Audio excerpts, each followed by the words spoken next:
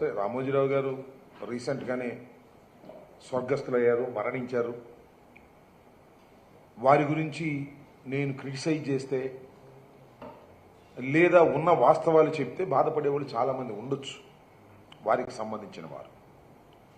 కానీ వాస్తవాలను ప్రజలకు చెప్పవలసినటువంటి బాధ్యత నాకున్నదనే ఉద్దేశంతో మేము మాట్లాడుతున్నాం. ప్రధానంగా ఆయన ఏర్పరచుకున్నటువంటి ఆ సామ్రాజ్యం అవినీతి మీద ఏర్పరచుకున్నటువంటి సామ్రాజ్యం. ఎందుకు అవినీతి మీద ఏర్పరచుకున్న సమాజం అని చెప్తున్నానంటే, ఆయన అనేకమైన చట్టాలను ఉల్లంఘించారు. చట్టాలను ఉల్లంఘించి తన కంపెనీస్ని, తన చిట్ ఫండ్స్ని, తన ఫైనాన్స్ని కంటిన్యూ చేసుకుంటూ వచ్చారు. ఎప్పటి నుంచి చేసుకుంటూ వచ్చారు? 50 సంవత్సరాల నుంచి, 5 దశాబ్దాల నుంచి చేస్తూ వచ్చారు. కానీ ఎవరు ఆయన వెంక చూడలా. అనేక మంది ముఖ్యమంత్రులు ఈ ఆంధ్రప్రదేశ్ని, ఉమ్మడి రాష్ట్రాన్ని పరిపాలించిన వారు. ఆయన మీద కన్నెత్తి కూడా చూడనటువంటి అంశం. ఏ వ్యవస్థ కూడా రామోజీరావు గారు తప్పు చేస్తున్నాడు, చట్టానికి వ్యతిరేకంగా పనిచేస్తున్నాడు, చట్టాన్ని అతిక్రమించి ఆర్థిక లావాదేవీలు చేస్తున్నారు అనేటువంటి మాట 2006 వరకు కూడా ఎవరు అనలా, ఎవరు దాని మీద దృష్టి పెట్టలా. ఎందుకంటే రామోజీరావు గారు చాలా పెద్దవారు, ఆయనకి ప్రభుత్వాలు అండగా ఉన్నాయి. ముఖ్యంగా తెలుగుదేశం పార్టీ వారికి అండగా ఉంది. కేంద్రంలో ఉన్న ప్రభుత్వాలు కూడా వారికి అండగా ఉన్నటువంటి సందర్భాలు ఉన్నాయి. ఒక మాట చెప్పాలంటే, రామోజీరావు గారు ఎవరిని కలవరు, ముఖ్యమంత్రుల్ని లేదా పెద్ద పెద్ద నాయకుల్ని కలవరు. రామోజీ సిటీలోకే హెలికాప్టర్లోనో, విమానంలోనో, కారుల్లోనో వెళ్ళి ముఖ్యమంత్రులు కలిసి ఆయన గౌరవించినటువంటి పరిస్థితి. అంత పెద్దవాడు కాబట్టి ఆయన తప్పు చెయ్యడనో, తప్పు చేసినా వదిలేయాలనేటువంటి ఉద్దేశంతో అనేక ముఖ్యమంత్రులు వ్యవహరించారు. కానీ 2006లో డాక్టర్ వైఎస్ రాజశేఖర రెడ్డి గారు ముఖ్యమంత్రిగా ఉన్న సమయంలో ఒక పెద్ద కుంభకోణాన్ని, మొత్తానికి ఈ సామ్రాజ్యానికి సంబంధించినటువంటి ఒక పెద్ద స్కామ్, దాన్ని బయటకు తీశారు. దానికి బయటకు తీయటానికి ప్రధానమైన కారణం, ఎందుకంటే నేను కూడా అప్పుడు రాజశేఖర రెడ్డి గారి ఈ టైంలో ఎమ్మెల్యే కాకపోవచ్చు, మంత్రి కాకపోవచ్చు, కానీ సన్నిహితంగా మెలిగినటువంటి వ్యక్తిని. ఆ రోజున ఉండవల్లి అరుణ్ కుమార్ గారు ఎంపీగా ఉన్న రోజుల్లో వాళ్ళ అమ్మగారికి ఈ డిపాజిట్ చేశారు రామోజీ ఫైనాన్స్లో. ఆ డిపాజిట్ చేస్తే అది వస్తే దాని మీద హెచ్యుఎఫ్ అని ఉంది. ఆయన చూసి హెచ్యుఎఫ్ ప్రకారం, ఎందుకంటే ఉండవల్లి అరుణ్ కుమార్ గారు కొద్దిగా చదువరి, చట్టాల గురించి బాగా తెలిసినటువంటి వ్యక్తి, నీతి నిజాయితీగా ఉండే వ్యక్తి కాబట్టి ఏంటి హెచ్యుఎఫ్ అనే దానికి ఆర్బీఐ చట్టం ప్రకారం హెచ్యుఎఫ్ అసలు ఫైనాన్స్ కలెక్ట్ చేయడానికి వీల్లేదు, డిపాజిట్లు వీలు చేయదు, సెక్షన్ 45S ప్రకారం ఎలా రామోజీరావు చేస్తున్నాడు అనే దాని మీద ఈ has given a complaint to the RBI. అక్కడ ప్రారంభమైంది. దానికి రాజశేఖర రెడ్డి గారు రక్షణ కల్పిస్తూ వచ్చారు. దాని మీద చాలా కోర్టులకు వెళ్ళారు. రామోజీరావు గారి మీద కేసు వేసినట్టు ఆర్బీఐకి ఇస్తే దాన్ని కేసు రిజిస్టర్ చేయాల్సిన పరిస్థితి అనివార్యంగా వచ్చింది. ఆర్బీఐ చాలా స్పష్టంగా చెప్పింది, 45S ప్రకారం హెచ్యుఎఫ్ అంటే హిందూ అన్డివైడెడ్ ఫ్యామిలీ, ఏదైతే రామోజీరావు గారు ఇవాళ మార్గదర్శి ఫైనాన్స్ ద్వారా డిపాజిట్లు వసూలు చేస్తున్నారో అది చట్ట వ్యతిరేకం. దాని మీద ప్రభుత్వం, రాష్ట్ర ప్రభుత్వం యాక్షన్ తీసుకోవాలి అని ఆర్బీఐ చెప్పింది. చెప్పిన తర్వాత దాని మీద రంగాచారి కమిటీని ఒకదాన్ని వేశారు. దాని మీద రిపోర్ట్ తీసుకున్నారు. ఆ తర్వాత కృష్ణరాజు అనే స్పెషల్ ఆఫీసర్ని వేశారు. దాని మీద కూడా యాక్షన్ తీసుకోవడానికి ప్రయత్నం చేసిన సందర్భాల్లో రామోజీరావు గారు కోర్టులన్నీ ఆశ్రయించారు, స్టేలు కావాలని అడిగారు. ఏ కోర్టు స్టే ఇవ్వలేదు, దీని మీద యాక్షన్ తీసుకోవాలని చెప్పారు. నాకు తెలిసి ఈ ఉండవల్లి అరుణ్ కుమార్ గారి మీద కూడా పరువు నష్టం దావా వేశారు. 100 కోట్లకో 1000 కోట్లకి ఎంతకో పరువు నష్టం దావా కూడా ఉండవల్లి అరుణ్ కుమార్ గారి మీద వేసినటువంటి సందర్భం. ఎందుకు ఇవాళ ఈ విషయాన్ని మళ్ళా ప్రస్తావన చేస్తున్నాను అంటే, ఇది అలా ఇలా చాలా మెలికలు తిరుగుతూ వచ్చింది. తర్వాత రాజశేఖర రెడ్డి గారు మరణించారు, ప్రభుత్వాలు మారాయి, ఎవరు ఏమీ చూడలేదు. చివరికి ఏం జరిగిందంటే ఒక సందర్భంలో హైదరాబాద్లో ఉన్నటువంటి న్యాయస్థానం ఉంది కదా, మనకు ఉమ్మడి న్యాయస్థానం ఉండేది హైదరాబాద్లో. తర్వాత రాష్ట్రం విడిపోయిన తర్వాత ఇమీడియట్గా ఉమ్మడి రాజధాని, ఉమ్మడి హైకోర్టు చీలిపోలేదు. దాన్ని ఏం చేశారంటే 2018 డిసెంబర్ 31న రెండుగా చీలిపోయింది. 31వ తారీఖున చట్టం ప్రకారం ఆ చివరి రోజున ఏదైతే రామోజీరావు గారి మీద అప్పుడు రాజశేఖర రెడ్డి గారు ఉన్నప్పుడు కేసు పెట్టారో ఆ కేసును అనేక సందర్భాల్లో స్టేలు తీసుకురావడానికి కొట్టివేయడానికి ప్రయత్నం చేసినా న్యాయస్థానాలు అంగీకరించలేదు. ఆ రోజున మాత్రం ఈ కేసును కొట్టివేయమని చెప్పేసి క్వాష్ చేయమని చెప్పేసి రామోజీరావు గారు పిటిషన్ పెట్టారు. అప్పుడు ఆంధ్రప్రదేశ్ విడిపోయినా ఆంధ్రప్రదేశ్ ప్రభుత్వానికి నోటీసు రాలేదు. కేవలం తెలంగాణ కోర్టుకు మాత్రం నోటీస్ ఇచ్చారు. ఇది కాస్త చాలా జాగ్రత్తగా నోటీస్ ఇచ్చారు, విన్నారు, అదే రోజున కేసు కొట్టేశారు. చిత్రం, చాలా చిత్రమైనటువంటి విషయం. న్యాయ వ్యవస్థలోనే చాలా చిత్రమైనటువంటి అంశం ఏమిటంటే ఒకే రోజు వాదనలిని రామోజీరావు గారు కేసుని కొట్టివేయటం జరిగింది అని చెప్పేటటువంటి ప్రయత్నం చేశారు. కేసు కొట్టేశారు. ఎవరికి తెలియదు, ఈనాడులో రాలేదు, ఏ పేపర్లో రాలేదు, ఎవరికి తెలియదు. పబ్లిక్ కోర్టులో జరిగింది. చాలా రహస్యంగా వ్యవస్థల్ని మేనేజ్ చేయటం అంటే ఇది అనిపించే విధంగా చేసినటువంటి సందర్భాన్ని వాళ్ళు గుర్తు చేయవలసినటువంటి అవసరం ఉందని కూడా ఈ సందర్భంగా నేను మనవి చేస్తున్నా. ఇది డిసెంబర్ 31, 2018లో కేసు కొట్టేస్తే దీనిలో ప్రధానంగా వాచ్ చేస్తున్నటువంటి మాజీ ఎంపీ ఉండవల్లి అరుణ్ కుమార్ గారు దాన్ని ఏ విధంగా తెలుసుకున్నారు, ఎవరు పట్టించుకోలేదు యాక్చువల్గా ఏం జరుగుతుంది ఏంటనేది. దాన్ని మళ్ళీ డిసెంబర్ 19, 16 2019లో అంటే సుమారుగా సంవత్సరం తర్వాత అరే ఈ కేసు ఎలా కొట్టేశారు, ఎందుకు ఇలా జరిగింది అని ఎంక్వైరీ చేసి మళ్ళా డిసెంబర్ 16, 2019లో ఈ కొట్టేయటం అన్యాయం అని చెప్పేసి, ఎందుకంటే హైకోర్టులో కొట్టేశారు కదా, సుప్రీంకోర్టుకు వెళ్లారు. సుప్రీంకోర్టులో ఈ కేసుని దాఖలు చేసి ఇలా కొట్టేయటం అన్యాయం, దీని మీద మళ్ళీ తిరిగి విచారణ జరపాలి అంటే అలా తిరిగి ఇలా తిరిగిన తర్వాత ఆంధ్రప్రదేశ్ ప్రభుత్వం కూడా జగన్మోహన్ రెడ్డి గారు ముఖ్యమంత్రిగా ఉన్న సమయంలో ఆంధ్రప్రదేశ్ ప్రభుత్వం కూడా ఎస్ఎల్పీలో మేము ఇన్వాల్వ్ అవుతాం, మేము కూడా పిటిషన్దారులుగా వస్తాం, జాయిన్ అవుతాం అని జాయిన్ అయ్యి కౌంటర్ పడేసిన తర్వాత వాళ్ళు ఒక నిర్ణయం చేశారు సుప్రీంకోర్టు. ఇది విచారణ అర్హత కలిగినటువంటి కేసు, లోయర్ కోర్టులో కొట్టివేయటం అనేది సమంజసం కాదు, దీన్ని మళ్ళా విచారించాలి అని తెలంగాణ హైకోర్టుకి మళ్ళీ తిరిగి పంపించారు. తిరిగి పంపించిన తర్వాత ఇప్పుడు మొన్న ఆగస్టు 15కు ముందు 13వ తారీఖున ఆర్బీఐ ఒక కౌంటర్ దాఖలు చేసింది. ఇది చాలా ఇంట్రెస్టింగ్ అయినటువంటి అంశం. కౌంటర్ దాఖలు చేసి ఏం చేసిందంటే మార్గదర్శి చిట్ ఫండ్, మార్గదర్శి డిపాజిట్లు చట్ట వ్యతిరేకంగా రామోజీరావు గారు కలెక్ట్ చేశారు. ఇది చట్టానికి విరుద్ధమైనటువంటి అంశం. ఈ దేశంలో కానీ ఏ రాష్ట్రంలో కానీ హెచ్యుఎఫ్ అనేది డిపాజిట్లు కలెక్ట్ చేయకూడదు. డిపాజిట్లు కలెక్ట్ చేస్తే అది నేరం, క్రైము. ఆ క్రైమ్ మీద వారి మీద యాక్షన్ తీసుకోవాలి. ఎంత డిపాజిట్ అయితే వసూలు చేస్తారో ఆ డిపాజిట్కి డబల్ సొమ్ముని మనం వసూలు చేసేటటువంటి హక్కు ఉంటుంది అనేటువంటి ఉద్దేశంతో దాన్ని వివరంగా కూడా వివరటం జరిగిందన్నమాట. దానిలో ఎంత వసూలు చేశారంటే 2006 సమయానికి సుమారుగా 2610 కోట్ల రూపాయలను చట్టానికి వ్యతిరేకంగా రామోజీరావు గారు వసూలు చేశారు. రామోజీరావు గారు ఫైనాన్స్ సుమారుగా 2,75,000 మంది డిపాజిట్ల ద్వారా సుమారుగా 2,610 కోట్ల రూపాయలు అక్రమంగా డిపాజిట్లు వసూలు చేశారు. ఇది చట్ట వ్యతిరేకమైనటువంటి అంశం. ఈ చట్ట వ్యతిరేకమైన అంశాన్నే 12వ తారీఖున హైకోర్టులో ఆర్బీఐ చాలా స్పష్టంగా పడేసింది, కౌంటర్ పడేసింది. అయ్యా ఈయన మీద యాక్షన్ తీసుకోవాల్సిన అవసరం ఉంది. అఫ్కోర్స్ రామోజీరావు గారు చనిపోయి ఉండవచ్చు, చనిపోయినా ఆయన మీద యాక్షన్ తీసుకోవాలి అంటే ఆయనకు సంబంధించినటువంటి సంస్థ ఉంది, వసూలు చేసిన వాళ్ళు ఉన్నారు, వాళ్ళ అబ్బాయి కిరణ్ గారు ఉన్నారు, వాళ్ళు కూడా దానిలో జాయిన్ అయ్యే పరిస్థితి ఉంది. వారి మీద యాక్షన్ తీసుకోవాలి అనేటువంటి ఉద్దేశాన్ని చాలా స్పష్టంగా చెప్పడం జరిగింది. ఎందుకు ఈ విషయాన్ని నేను చెప్తున్నానంటే రామోజీరావు గారు అంటే చాలా పెద్ద గొప్పవాడిని.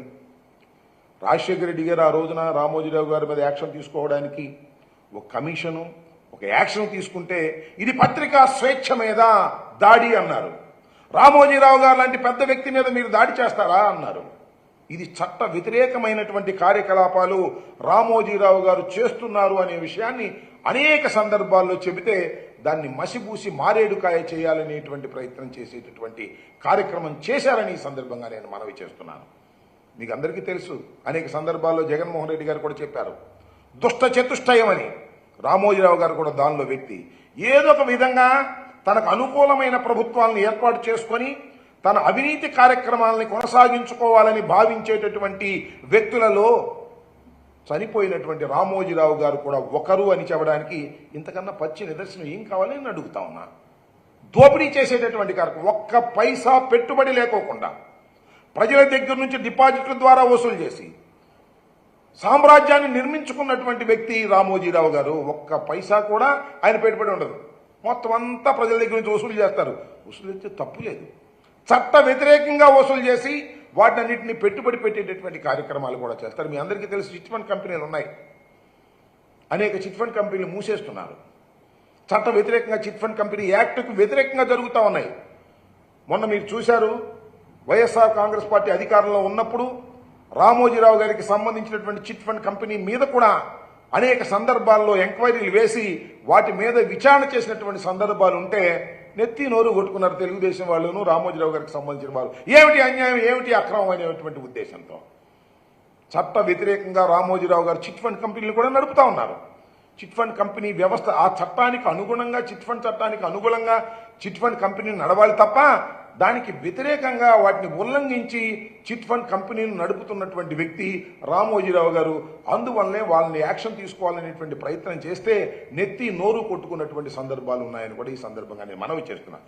కాబట్టి నేను ఈ సందర్భంగా మనవి చేయదలుచుకున్నది ఏమిటంటే, జగన్మోహన్ రెడ్డి గారు కానీ, రాజశేఖర రెడ్డి గారు కానీ, ఉండవల్లి అరుణ్ కుమార్ గారు కానీ ఈ జరుగుతున్నటువంటి చట్ట వ్యతిరేకమైన కార్యక్రమాలను వ్యతిరేకిస్తూ పోరాటం చేసినటువంటి సందర్భాన్ని ఈ సందర్భంగా నేను గుర్తు చేస్తూ ఉన్నా. అలాంటి రామోజీరావు గారు, ఆయన వెనకేసుకొచ్చినటువంటి అనేక మంది, ఇవాళ ఈ రాష్ట్రాన్ని పరిపాలిస్తున్నటువంటి ముఖ్యమంత్రి గారు కూడా దీనిలో సింపుల్ ఏంటంటే, తనకు అనుకూలమైన ప్రభుత్వం కావాలి ఈ రాష్ట్రంలో, తెలంగాణలో కానీ. చూసి చూడనట్టుగా వెళ్ళిపోయేటటువంటి పరిస్థితి.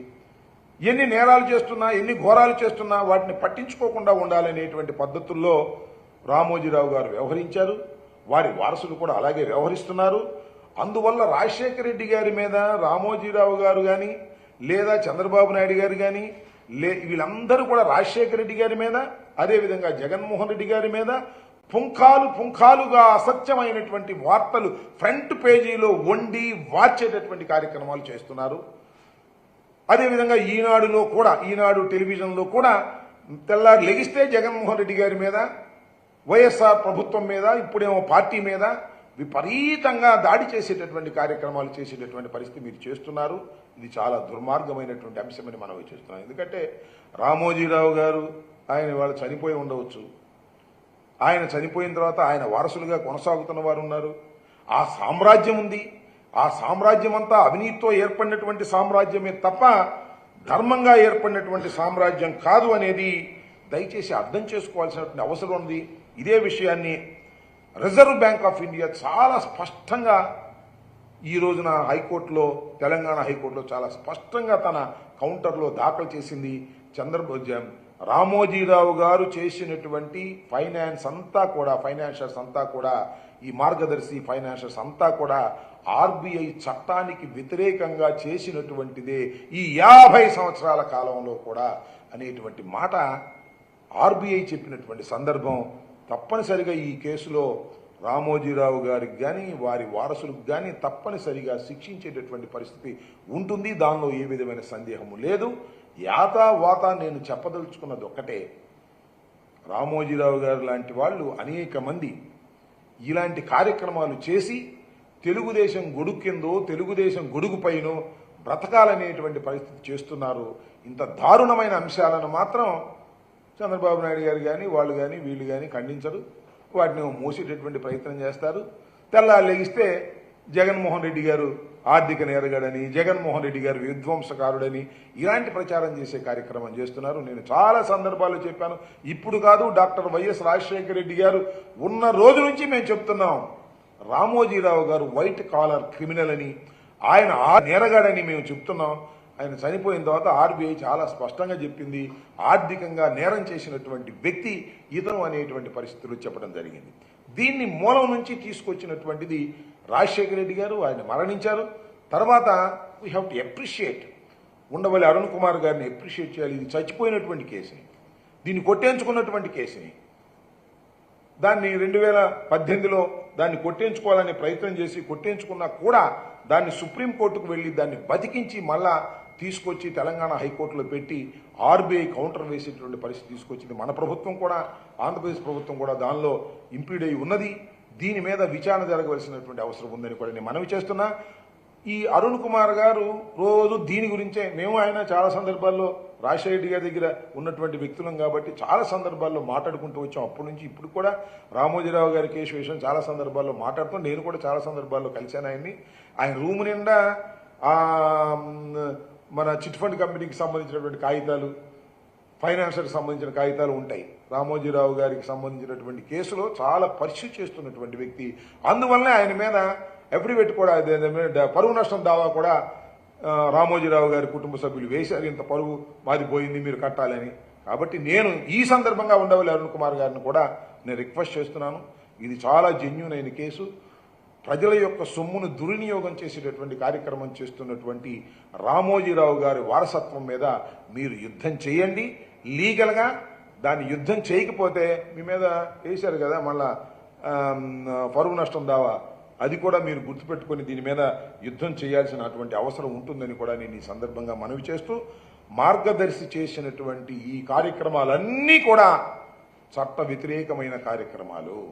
చిట్ ఫండ్ కంపెనీ చేస్తున్నటువంటి కార్యక్రమాలన్నీ కూడా చట్ట వ్యతిరేకమైన కార్యక్రమాలు. నేను ఈ రాష్ట్ర ప్రభుత్వాన్ని, నారా చంద్రబాబు నాయుడు గారిని నేను మీ ద్వారా విజ్ఞప్తి చేస్తున్నా, ఈ చట్ట వ్యతిరేకమైన కార్యకలాపాలని మీరు ఏదైనా చిట్ ఫండ్ కంపెనీ తప్పు చేస్తే తెల్లారిపాటికి మూసేస్తారు. కానీ రామోజీరావు గారు చిట్ ఫండ్ కంపెనీ అంతా లోపభూయిష్టంగా ఉంది, ఎక్కడా రూల్స్ను పాటించడం లేదు. వాటి మీద మీరు యాక్షన్ తీసుకోకపోయినట్లయితే మీరు ప్రజలకు సమాధానం చెప్పవలసినటువంటి పరిస్థితి వస్తుంది. రామోజీరావు గారు మీకు దైవంగా ఉండొచ్చు, గురువుగా ఉండొచ్చు, కానీ ఆయన కంపెనీ చేస్తున్న చిట్ ఫండ్ కంపెనీలన్నీ కూడా అతి దారుణంగా చట్ట వ్యతిరేకంగా నడపబడుతూ ఉన్నాయి. వాటి మీద కూడా యాక్షన్ తీసుకోవాల్సినటువంటి అవసరం ఉందని ఈ సందర్భంగా నేను చెప్పదలుచుకున్నాను. దాన్ని రాబోయే టైంలో మనం చూస్తాం. ఖచ్చితంగా ఎవ్వరూ చట్టానికి వ్యతిరేకులు కాదు, చట్టానికి అతీతులు కూడా కాదు. చట్టం నుంచి పారిపోవాలని అనేక సందర్భాల్లో రామోజీరావు గారు జీవించి ఉండగా ప్రయత్నం చేశారు. చట్టం నుంచి తప్పుకుపోవడానికి ఒకసారి తప్పుకుపోయాం అనుకున్నారు, హైకోర్టులో కేసు కొట్టేయించుకుని. కానీ అరుణ్ కుమార్ గారు ఢిల్లీ సుప్రీంకోర్టులో వేసి మళ్ళా చట్ట పరిధిలోకి తీసుకొచ్చినటువంటి సందర్భం శభాష్ అనిపించేటువంటి సంఘటన.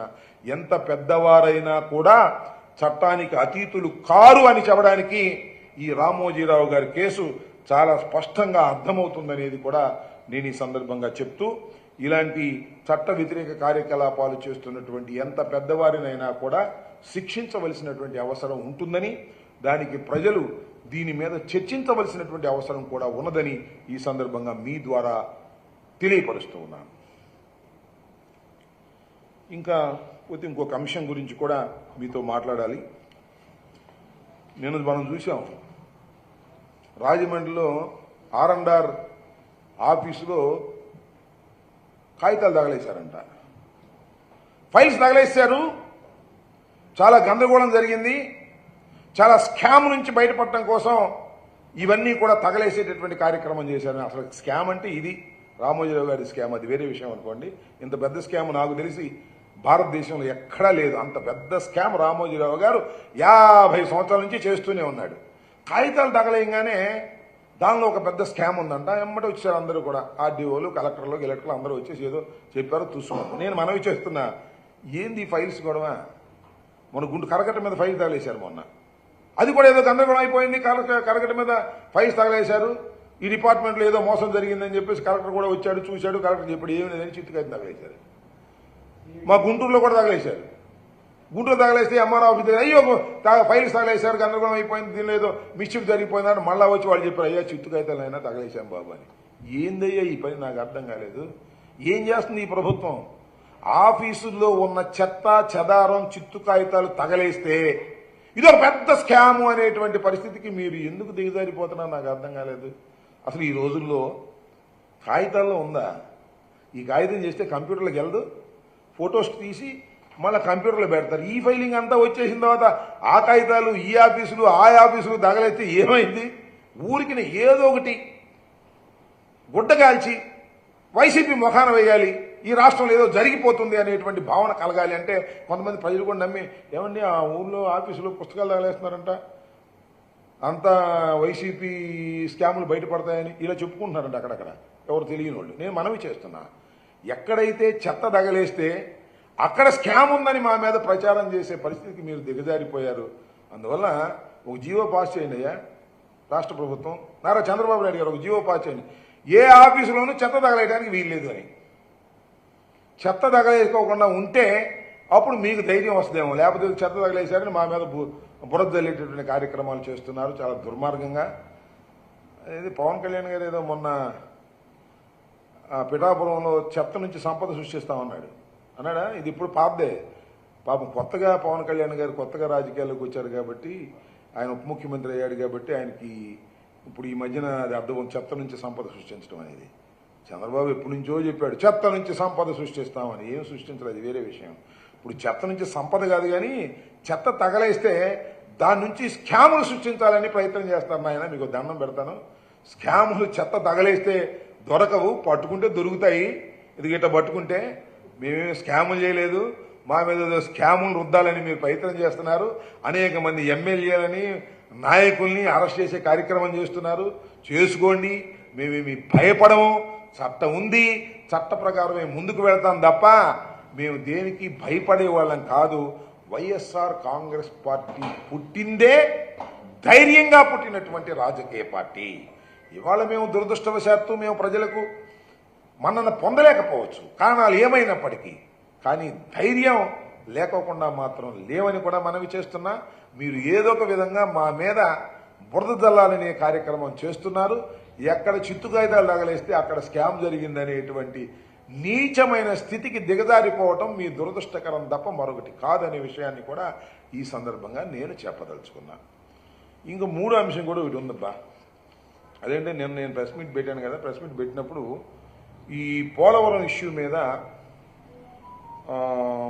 ప్యానల్ ఆఫ్ ఎక్స్పర్ట్స్ ఇచ్చినటువంటి దాని మీద చర్చకు రావాలని నేను ముఖ్యమంత్రి గారిని కానీ లేదా రామానాయుడు గారు ఇరిగేషన్ మంత్రి గారిని కానీ చర్చకు రమ్మని నేను సవాల్ అన్న కానీ రిక్వెస్ట్ చేశా. ఆ రిక్వెస్ట్ని విత్డ్రా చేసుకుంటున్నా, ఎందుకంటే నీకు చర్చించాల్సిన అవసరం ఏమీ లేదు. నేను రామానాయుడు గారు నా మీటింగ్ అయిపోయిన తర్వాత ఆయనే చెప్పేశాడు, అయ్యా మేమన్నీ సైమల్టేనియస్గా ప్రారంభించిన మాట నిజమేను, తొందరగా పూర్తి చేయాలనే తాపత్రయంతో అన్ని స్పిల్వే, అదేవిధంగా స్పిల్ ఛానల్, అలాగే మరి కాఫర్ డ్యాములు, అదేవిధంగా lower copper dam, upper copper dam, diaphragm అన్ని సైమల్టేనియస్గా స్టార్ట్ చేశామని చెప్పేశాడు. ఇంకెందుకు చర్చ? దానిలో డిబేట్ అదే కదా. అన్ని సైమల్టేనియస్గా స్టార్ట్ చేయటం అనేదే పెద్ద తప్పిదం అని చెప్పారు ప్యానల్ ఎక్స్పర్ట్స్. ఎక్కడ కెనడా వాళ్ళు, అదేవిధంగా అమెరికా వాళ్ళు. నువ్వే ఒప్పేసుకుంటూ అది ఇంకా చర్చ ఉంది. తప్పు చేశామని తెలిసో తెలియకో మా బ్రదర్ నాయుడు గారు అంగీకరించారు, రామానాయుడు గారు. పాపం మంచోడు, పాపం ఈ మాటకు ఆ మాట ఉన్నట్టుగా ఒప్పేసుకున్నాడు. ఆ 15,000 అట్టాగే జరిగింది. పాపం ఆ 15,000 ఏమో చంద్రబాబు నాయుడు గారు చెప్పండి చెప్పాడు. చంద్రబాబు నాయుడు గారు 15,000 కూడా మోసం చేసేటప్పటికి పాపం మా బ్రదర్ నాయుడిని ట్రోల్ చేస్తున్నారు. ఇది కూడా చక్కగా ఉన్నది ఉన్నట్టుగా ఒప్పుకున్నారు.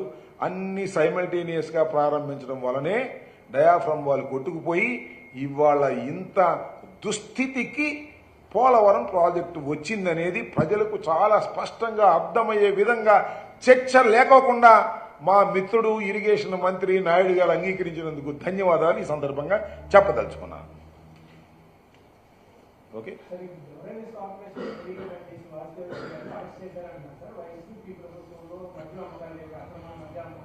అవును అరెస్ట్ చేశారని అంటున్నారు. మరి నాకైతే సమాచారం లేదు. ఎండీగా పనిచేసిన వాసుదేవరెడ్డి గారు అరెస్ట్ అయ్యారని, అరెస్ట్ చేశారని ఏదో 1-2 ఛానల్స్లో వస్తుంది. హౌ ఫర్ ఇట్స్ ట్రూ నాకు తెలియదు.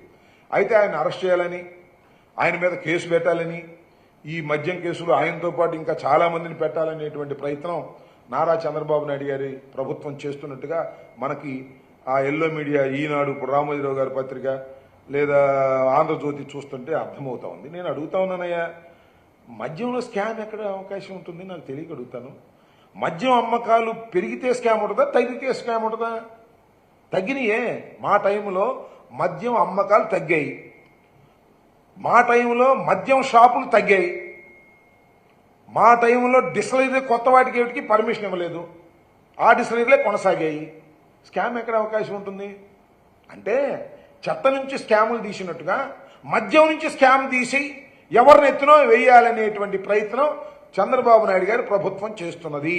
చంద్రబాబు నాయుడు గారి ప్రభుత్వం అధికారంలోకి వచ్చిన తర్వాత కక్ష సాధింపు చర్యలుండవని పెదాలతో చెబుతున్నారు, మాటలతో చెబుతున్నారు.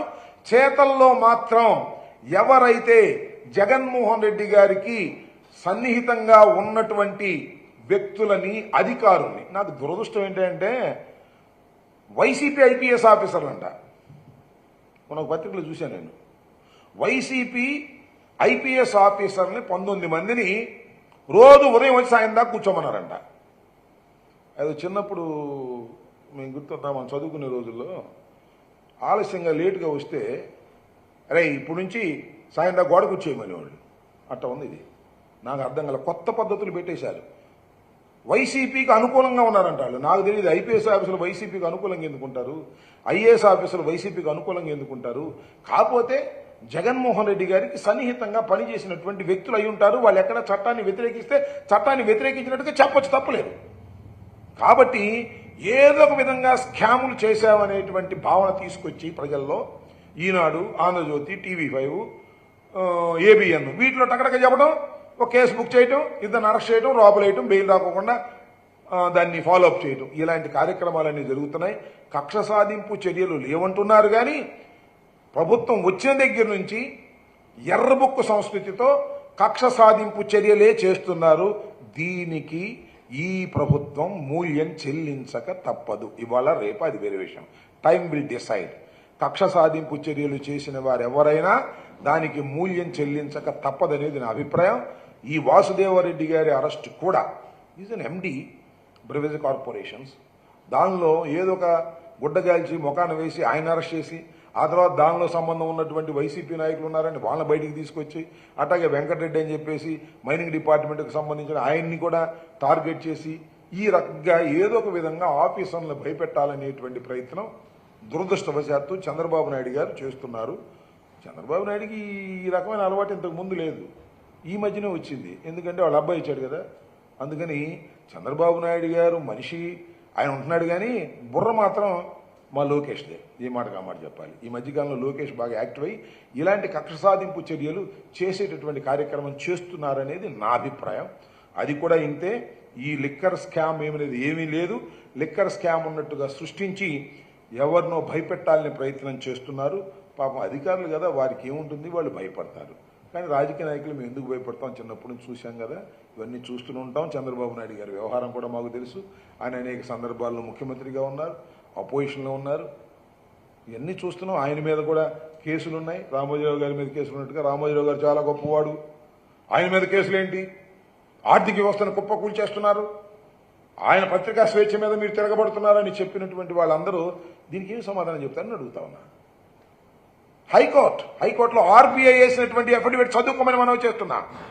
ఎవరైతే సపోర్ట్ చేశారో చంద్రబాబు నాయుడు గారు లాంటి వాళ్ళు, ఎవరైతే ఆ రోజున సపోర్ట్ చేశారో రాజశేఖర రెడ్డి గారు అన్యాయంగా, అక్రమంగా రామోజీరావు మీద దుర్మార్గంగా వ్యవహరిస్తున్నారని ఎవరైతే ఆ రోజున ఆయనకి ఒత్తాసుగా పలికారో వాళ్ళందరూ కూడా ఇవాళ ఆర్బీఐ వేసినటువంటి అఫిడవిట్ ను చదవండి. రామోజీరావు గారు ఎంత క్రైమ్ కు పాల్పడ్డాడో తెలుస్తుంది. రామోజీరావు గారు క్రైమ్స్ కు పాల్పడ్డాడు, చంద్రబాబు నాయుడు గారు క్రైమ్స్ కు పాల్పడ్డారు. గెలిచినంత మాత్రాన క్రైమ్స్ ఏమి పోవు, కాలం నిర్ణయిస్తుంది. తప్పనిసరిగా స్కిల్ స్కామ్ లో కూడా చంద్రబాబు నాయుడు గారు ఇలాంటి పరిస్థితి ఎదుర్కోవాల్సిన అవసరం ఉంటుందని కూడా ఈ సందర్భంగా నేను చెప్పదలుచుకున్నాను. ఓకే.